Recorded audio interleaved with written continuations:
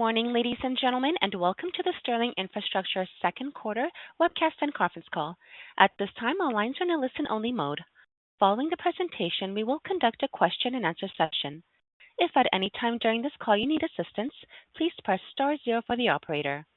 This call is being recorded on Tuesday, August 5th, 2025. I would now like to turn the conference over to Noelle Dilts. Please go ahead. Good morning to everyone joining us, and welcome to Sterling Infrastructure's 2025 second quarter earnings conference call and webcast. I'm pleased to be here today to discuss our results with Joe Cutillo, Sterling's Chief Executive Officer, and Nick Grindstaff, Sterling's Chief Financial Officer. Joe will open the call with an overview of the company and its performance in the quarter. Nick will then discuss our financial results and guidance, after which Joe will provide a market and full-year outlook. We will then open the call up for questions. As a reminder, there are accompanying slides on the Investor Relations section of our website. These slides include details on our full-year 2025 financial guidance. Before turning the call over to Joe, I will read the Safe Harbor Statement. The discussion today may include forward-looking statements. Actual results could differ materially from the statements made today. Please refer to Sterling's most recent 10-K and 10-Q filings for a more complete description of risk factors that could affect these projections and assumptions. The company assumes no obligations to update forward-looking statements as a result of new information, future events, or otherwise. Please also note that management may reference EBITDA, adjusted net income, or adjusted EPS on this call, which are all financial measures not recognized under U.S. GAAP. As required by SEC rules and regulations, these non-GAAP financial measures are reconciled to their most comparable GAAP financial measures in our earnings release issued yesterday afternoon. Our discussion of all results today, including revenue and backlog, refer to figures that adjust prior period results to conform to the current accounting of our RHV JV unless otherwise noted. As a reminder, at year-end 2024, there was a change in the accounting treatment for this JV such that we no longer consolidate revenue and backlog, but it does not change our share of EBITDA that we recognize from the JV. Our press release and filings also include a reconciliation of these adjustments. All comparisons are to the prior year quarter unless otherwise noted. Please also note that our guidance does not include any contributions from the previously announced planned acquisition of CEC Facilities Group, which has not yet closed. I'll now turn the call over to our CEO, Joe Cutillo. Thanks, Noelle. Good morning, everyone, and thank you for joining today's call. I'm excited to talk about another great performance by the Sterling team as we continue to drive bottom-line growth at a rate roughly double top-line growth. Revenue grew 21% in the quarter, fueled by growth of over 29% in our E-Infrastructure Solutions segment and 24% in our Transportation segment. We grew adjusted earnings per share by 41% to $2.69 and delivered adjusted EBITDA of $126 million, an increase of 35%. Our gross profit margin expanded 400 basis points from the prior year to reach 23.3%. Additionally, operating cash flow generation in the quarter was again very strong at $85 million. Looking to the future, we remain extremely positive on our outlook. We are in the markets and geographies that we believe have strong, sustainable growth that will continue over the next several years. We will further build upon the strong base we have established and remain focused on pursuing the most attractive and highest return opportunities. Our backlog position and visibility support our confidence in the future. Backlog at the end of the quarter totaled $2 billion, a 24% year-over-year increase. The Infrastructure Solutions backlog of $1.2 billion was up a very strong 44%. Our multi-year visibility is further supported by our pipeline of future phase opportunities tied to our current projects, which remain at approximately $750 million. When you take both our signed backlog and future phase work, we have visibility into a pool of E-Infrastructure revenue approaching $2 billion. Adding to our excitement is our previously announced agreement to acquire CEC Facilities Group. CEC will add mission-critical electrical and mechanical services to the Sterling portfolio. Combined with our best-in-class site development capabilities, this addition will allow us to deliver higher value end-to-end e-infrastructure solutions to our customers. We believe that this service combination will allow us to capture even more value across the full life cycle of a facility, accelerate project timelines, create stickier customer relationships, and expand our geographic footprint. The Sterling Way, which is our commitment to take care of our people, our environment, our investors, and our communities while we work to build America's infrastructure, remains our guiding principle as we execute our strategy and grow the company. Now, I'd like to discuss our segment results in more details. In e-infrastructure, second quarter revenue grew 29% over prior year and over 42% sequentially. The data center market was again the primary growth driver in the quarter, as revenue from this market more than doubled year over year. Adjusted segment operating income grew 57%, and adjusted operating margins reached 28%, an increase of over 500 basis points. This was driven by our continued shift towards large, mission-critical projects, including data centers, where our superior project management and ability to finish jobs on or ahead of schedule are extremely valuable to our customers. Mission-critical data centers and manufacturing work continues to represent the vast majority of our e-infrastructure backlog. However, we saw very strong growth in e-commerce distribution backlog in the quarter. Moving to transportation solutions, second quarter revenue grew 24% and adjusted operating profit grew 78%, driven by strong market demand and the benefit of mix shift towards higher margin services. We ended the quarter with transportation solutions backlog of $715 million, a 5% year-over-year increase. Sequentially, segment backlog declined 17%, which reflects the strong revenue burn in the quarter, combined with the seasonally slower awards in the second quarter, which has historically been the low point of the year. Additionally, the wind down of our Texas low-bid heavy highway operation will impact backlog, but ultimately benefit segment margins. Shifting to building solutions, in the second quarter, segment revenue declined 1%, and adjusted operating income declined 28%. Adjusted operating margins in the quarter were 11%. Overall demand for homes has been impacted as potential buyers struggle with affordability challenges. Revenue from our legacy residential business declined 11%, driven by softness in the overall housing market. Even with these headwinds in building solutions, the strength of Sterling's diversified portfolio and strategy to focus on growth in high margin end markets enabled us to deliver another record quarter. With that, I'd like to turn it over to Nick to give you more details on some of our financial metrics and full year guidance. Nick? Thanks, Joe, and good morning. First, I would like to say that I'm excited about joining the Sterling team.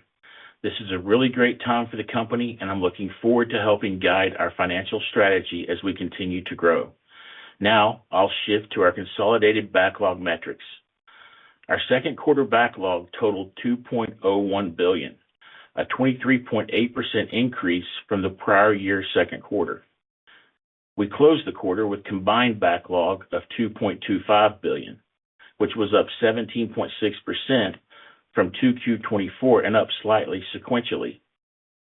Second quarter 2025 book-to-burn ratios were 0.77 times for backlog and 1.03 times for combined backlog. Year-to-date book-to-burn ratios were 1.36 times for backlog and 1.47 times for combined backlog. Moving to our cash flow metrics, cash flow from operating activities for the first 6 months of 2025 was a strong $170.3 million compared to $170.6 million in prior year period.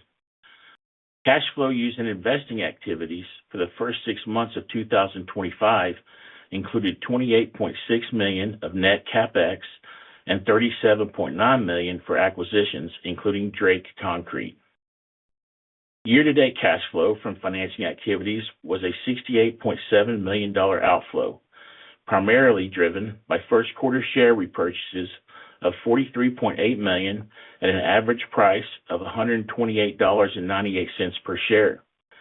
We did not repurchase any additional shares in the second quarter. Remaining availability under the existing repurchase authorization is $85.6 million. We are in great shape from a balance sheet perspective. During the quarter, we announced an amendment to our 2019 credit agreement that extended the maturity of the credit facility to June 2028, expanded the size of the facility, improved rates, and provided additional flexibility. We ended the quarter with a very strong liquidity position consisting of $699.4 million of cash and debt of $298.2 million, for a cash net of debt balance of $401.2 million. At close, the CEC transaction is expected to utilize $450 million of cash on hand. Our $150 million revolving credit facility remained undrawn during the period. Now, I'd like to discuss our guidance. As we look ahead to the remainder of 2025, the strong tailwinds behind our business position us for another record year at Sterling. We are increasing our guidance ranges to revenue of $2.1 billion to $2.15 billion, which is a slight increase at the midpoint relative to our previous guidance range, net income of $243 million to $252 million, diluted EPS of $7.87 to $8.13, adjusted diluted EPS of $9.21 to $9.47. This represents an 8% increase at the midpoint over our previous guidance range. EBITDA of $406 million to $421 million, adjusted EBITDA of $438 million to $453 million. This represents a 6% increase at the midpoint over our previous guidance range. Please note that our guidance does not include any contribution from CEC as we continue to work towards closing. Our expectations for CEC's full-year performance are unchanged. From a financial standpoint, we are in an excellent position to continue to take advantage of both organic and inorganic growth opportunities in the years ahead. Now, I will turn the call back to Joe. Thanks, Nick. As we look to the future, we remain very bullish on the multi-year opportunity in each of our markets. Our strong backlog, future phase opportunities, and discussion with our customers contribute to our confidence. In E-Infrastructure Solutions, we anticipate that the current strength in data center demand will continue for the foreseeable future. Our customers are discussing multi-year capital deployment plans and are focused on how to align with the right partners to support these plans. We are getting pulled into new geographies by our customers, including Texas, and believe that the pending CEC acquisition will only accelerate our footprint expansion. In the manufacturing market, we're seeing a fairly steady pace of activity in 2025. As we look out to 2026 and 2027, there remains a very big pool of mega projects on the horizon. This would include planned semiconductor fabrication facilities. Given the complexity involved with their development, we believe it'll take some time before awards start to flow. The e-commerce market has strengthened significantly in 2025. We have built a sizable level of backlog and believe we could see additional awards in the back half of the year.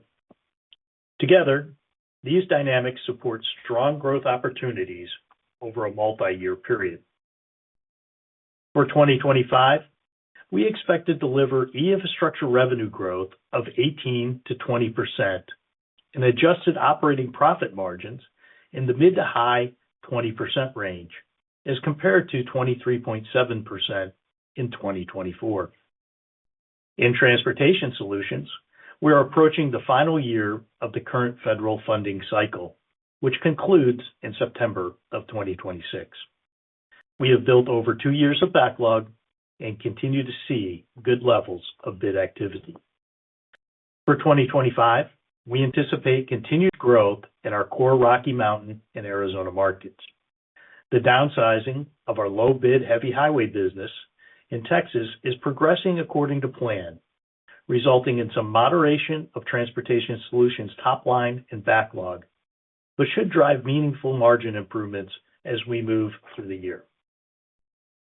We now expect Transportation Solutions revenue growth to be in the low to mid-teens on an adjusted basis for 2025. We forecast adjusted operating profit margins in the low teens compared to 9.6% in 2024. In Building Solutions, we continue to believe the business is well positioned for growth over a multi-year period. Our key geographies of Dallas-Fort Worth, Houston, and Phoenix are expected to see continued population growth driving new home demand. Additionally, there is a significant opportunity for share gain in Houston and Phoenix. In the near term, we're anticipating a continuation of soft market conditions driven by the affordability challenges. For full-year Building Solutions revenue, we forecast a mid to high single-digit decline. We anticipate adjusted operating margins in the low double digits as compared to 14.8% in 2024. On the acquisition front, closing the CEC transaction is the top priority, but we are continuing to look for small to mid-size acquisitions that are the right strategic fit to enhance our service offering and geographic footprint. The midpoints of our increased 2025 guidance ranges would represent 13% revenue growth as adjusted for RHB, 32% adjusted EPS growth, and 30% adjusted EBITDA growth. With that, I'd like to turn it over for questions. Thank you. Ladies and gentlemen, we will now begin the question and answer session. Should you have a question, please press the star followed by the 1 on your touchtone phone. You will hear a prompt that your hand has been raised. If you wish to decline from the polling process, please press star followed by the 2. And if you are using a speakerphone, please lift the handset before pressing any keys. The first question comes from Louis DePalma at William Blair. Please go ahead. Joe, Nick, and Noel, good morning. Good morning, Louis. How are you? Excellent. One of the big trends coming out of earnings season thus far has been the major increases in CapEx from the data center hyperscalers. Investors are wondering, is a significant portion of these projects expected to land in your core markets? And in the past, you've provided qualitative color on the data center book to burn. Is it fair to assume that the book to burn remained above the 1x level? Thanks. Yeah, so let me start with the first one. We think we're positioned extremely well for a large percentage of the data center capital that's coming out. As we talked about on the call, we are very actively looking at expanding into Texas. We see some very nice opportunities there. And as we go into 2026 and 2027, we'll start looking to expand up into the Northwest. We think there's going to be some sizable projects based on talking to our customers out in those future years up in the Midwest or Upper West, Northwest market. Get my geography straight here this morning. So yeah, I think we're positioned extremely well today. And I will tell you from a strategic planning standpoint and what we're working on, we are following those customers into some new markets. On the data center front, we saw very good bookings again in the quarter. Data centers are now 62% of our total backlog in e-infrastructure, and that's up a couple points, but it's even more impressive when you look at the growth of our e-commerce distribution businesses in the quarter. We were up almost 700% in the quarter for backlog and e-commerce.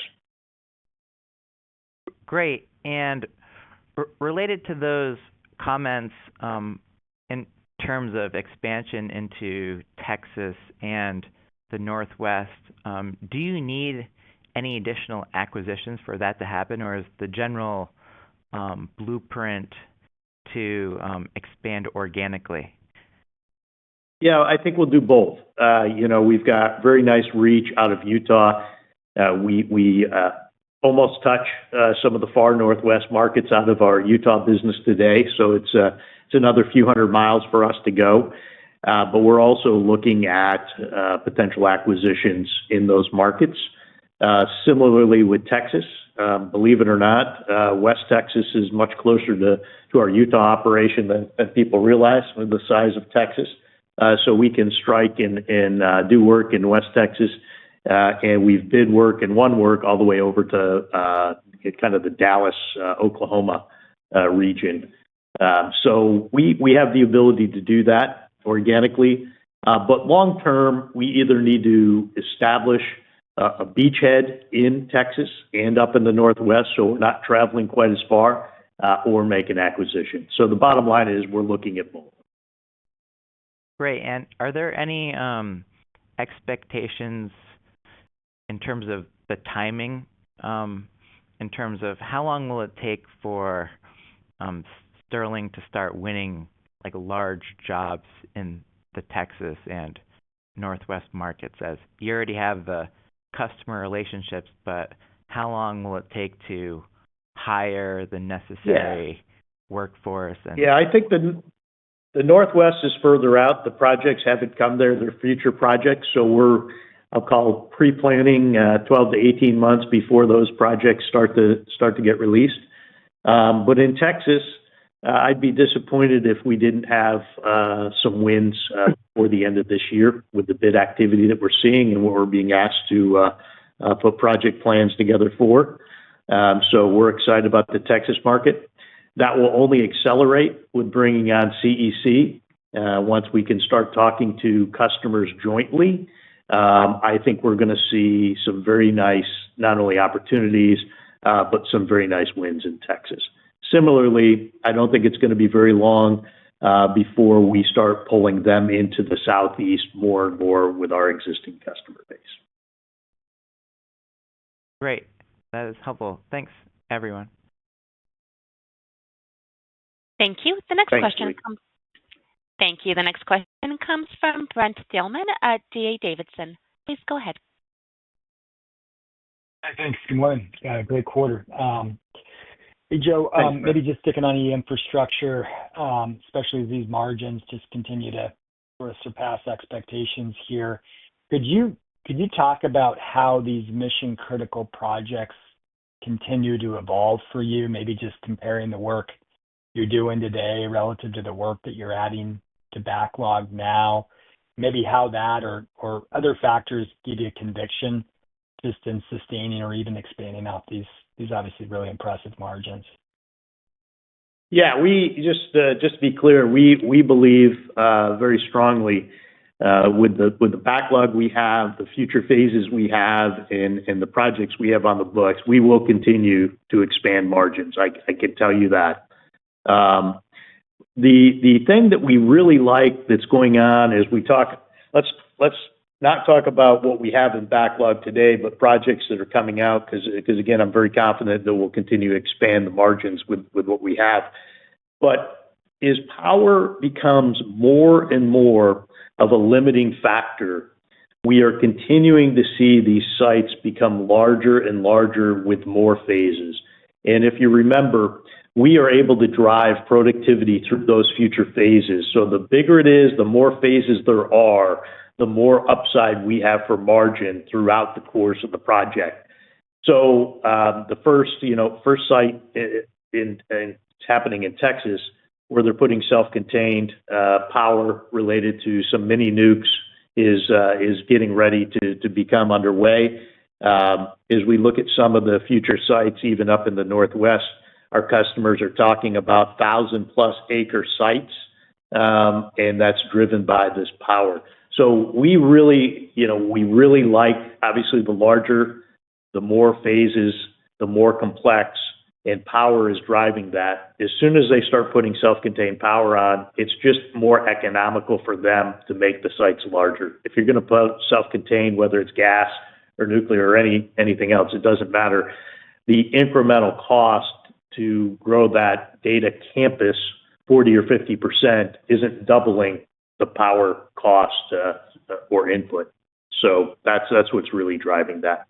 As we talk about some of the mega projects out there, even bigger than these, around the chip plants and those sort of things, again, the premise is the exact same. It doesn't matter the end customer. It's how complex and how many phases are on there, which gives us a great opportunity to drive that productivity from one phase to the other.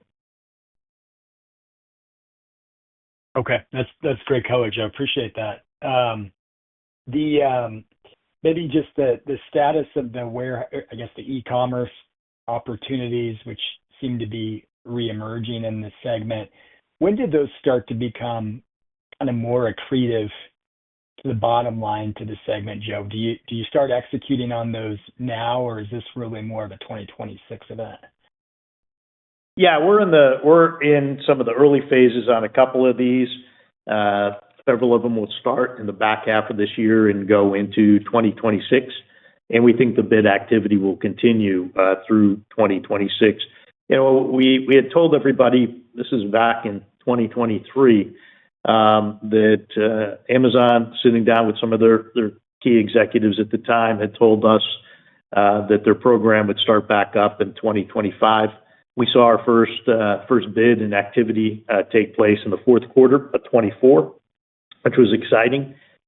We anticipated 2 to 3 projects in total in 2025 that would fall into our footprint. I think we'll end up by the end of this year having 7, 8, maybe even 9 of these projects. That's the good news. The better news is these projects, based on what they're building a bigger warehouse than they have historically done. They're 4 stories, but it's 90 foot tall. The size and scope of these projects compared to our historicals are almost 2 times the amount of revenue per project. So that makes it even better for us. So you put all those together, we'll have very nice margins on those. And it's a nice additional tailwind on top of data centers and manufacturing and everything else that we're seeing. Yep. Understood. Well, maybe at least one on one of the tougher areas right now, just on building solutions. Obviously, you've got some more challenging end market dynamics there. Maybe also, I'm guessing some poor weather here in the quarter, which I know you didn't call out, but I will.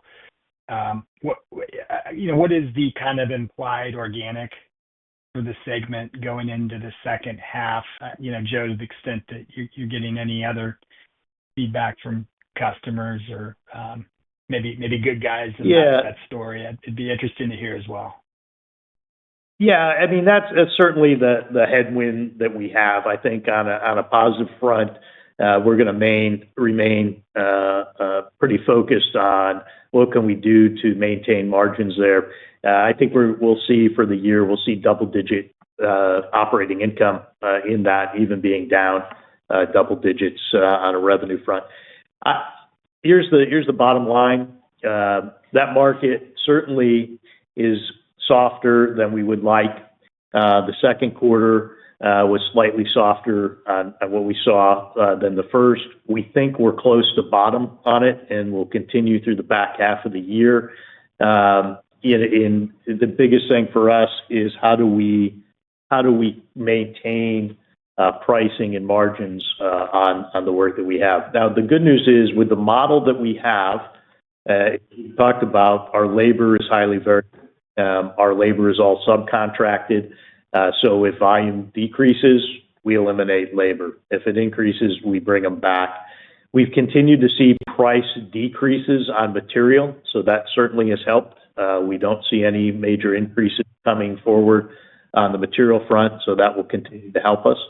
On a positive front, we have not seen the developers or our big customers slow down on their land development, which tells us they are optimistic with the pent-up demand out there. Once interest rates start to drop, once the cost starts coming down for a customer in total, that this thing will take off very quickly. So we're kind of fighting the battle.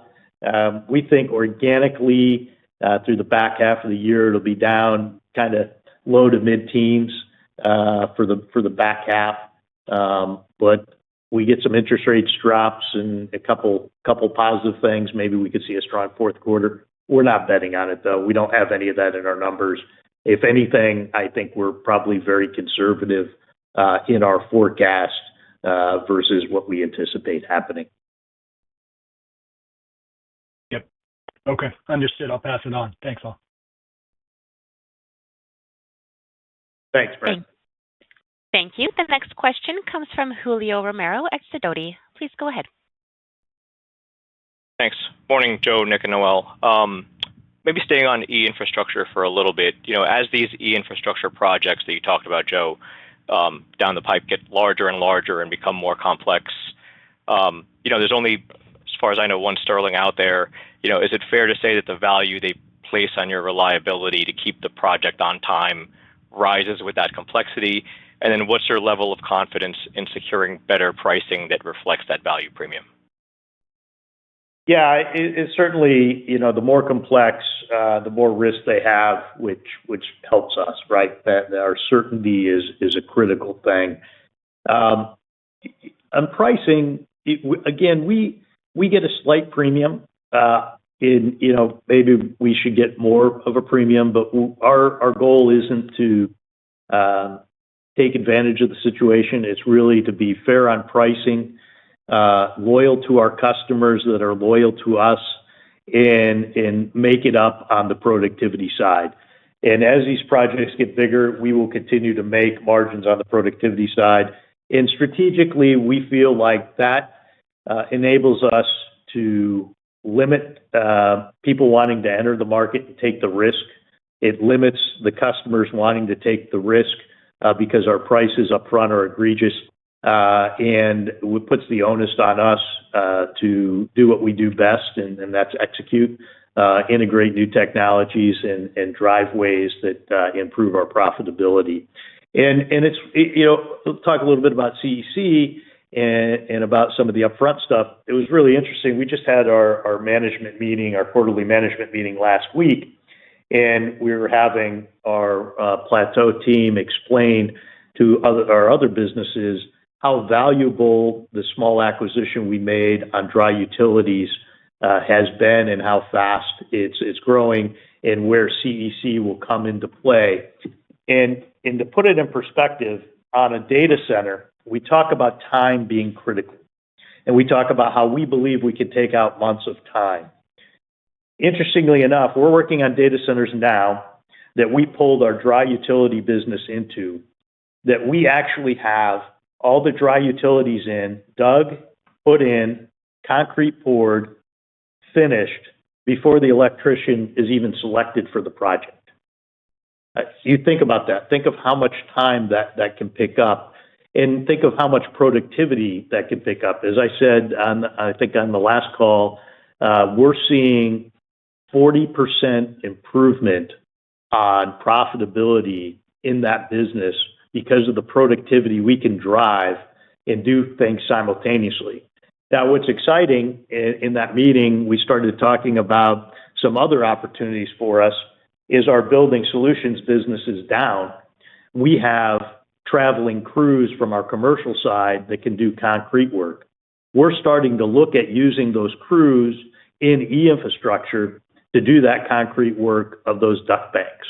The margins on it are even better than our building solutions margins, and it's another complement that we can add to the customer, and it takes time out of the process, right? So this is the thing that we're constantly looking at, and we're constantly kind of driving.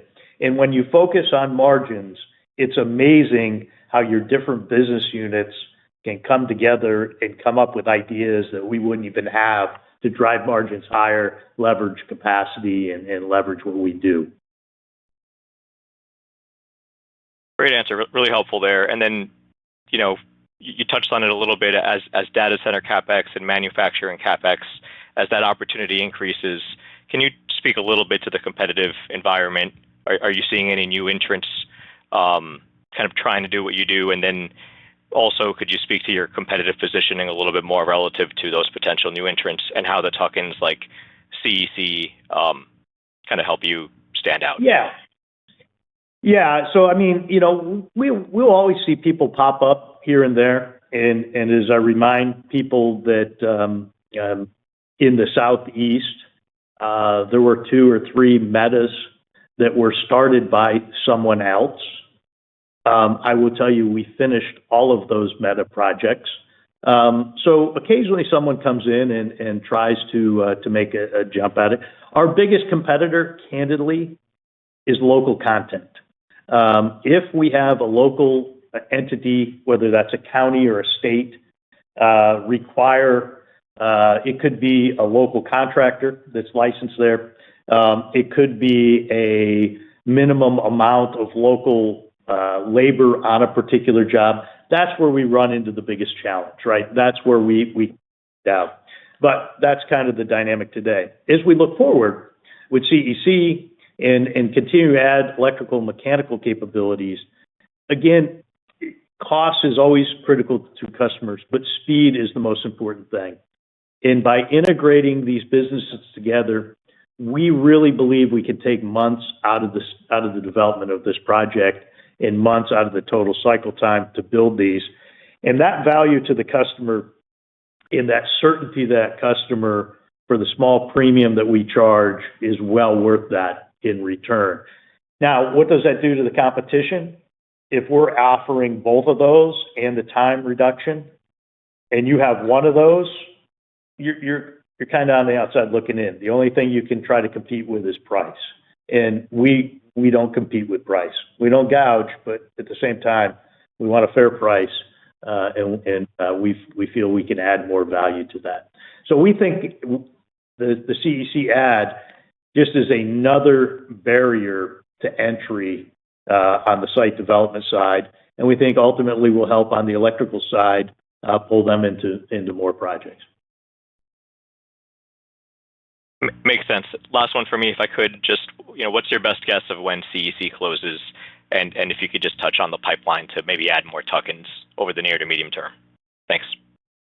Yeah, we're certainly we're building a list of potential candidates.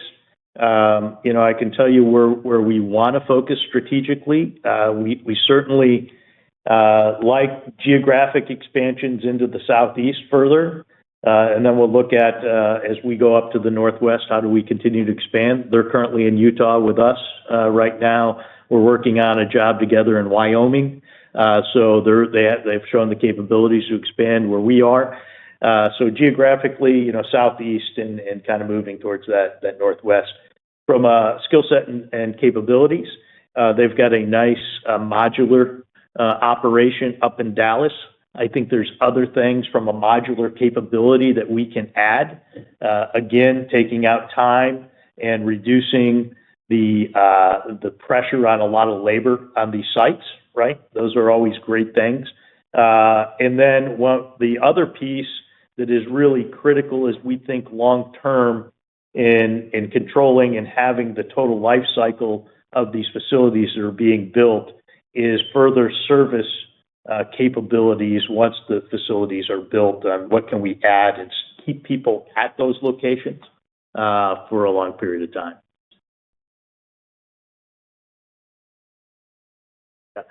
On the closing front, making good progress. We're to the point now where we're really through all of the main things.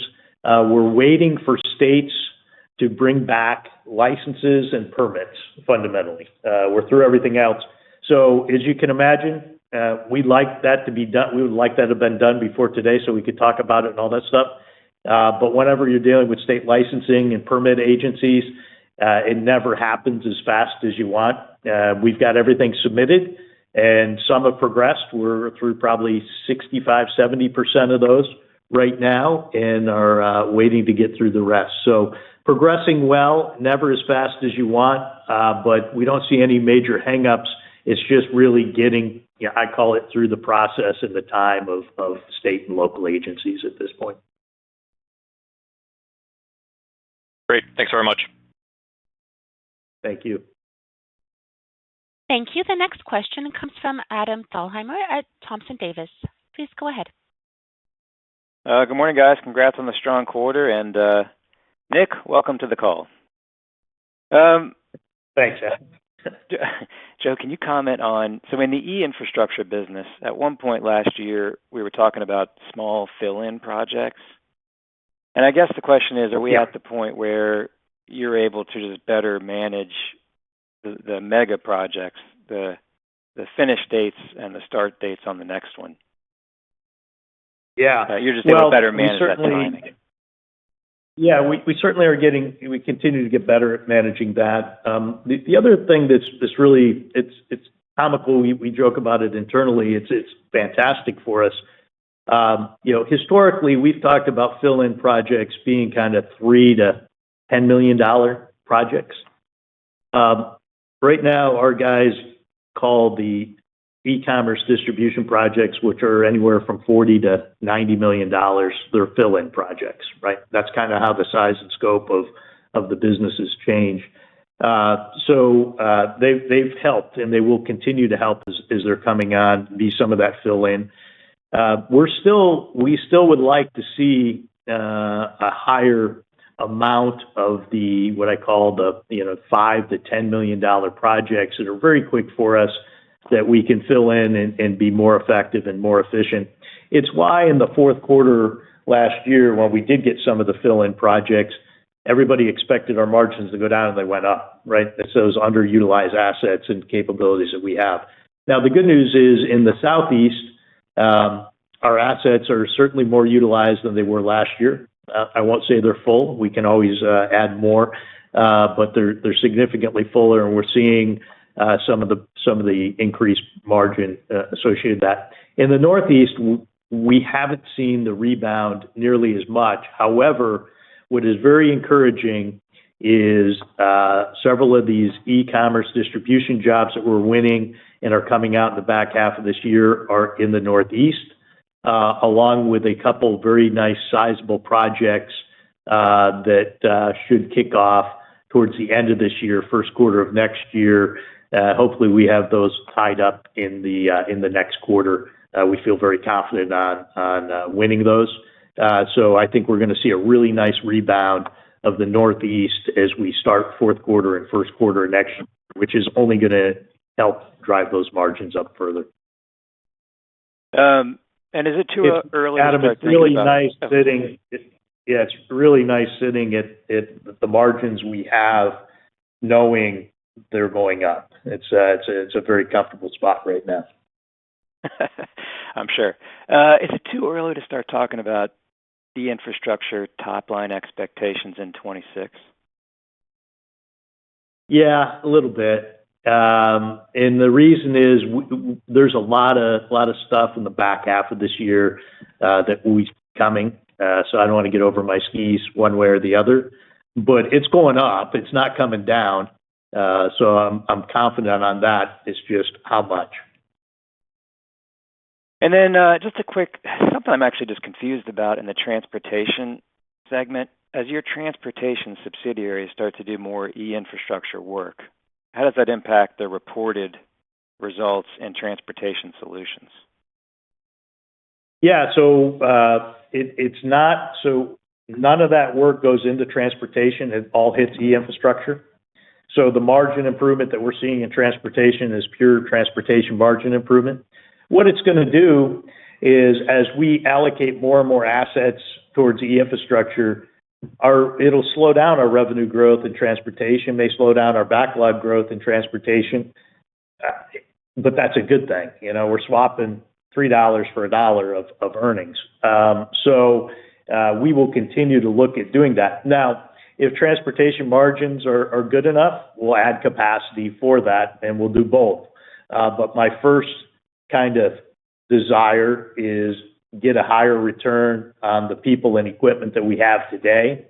And if that shifts from one segment to another, that's just okay. Good color. Thanks, Joe.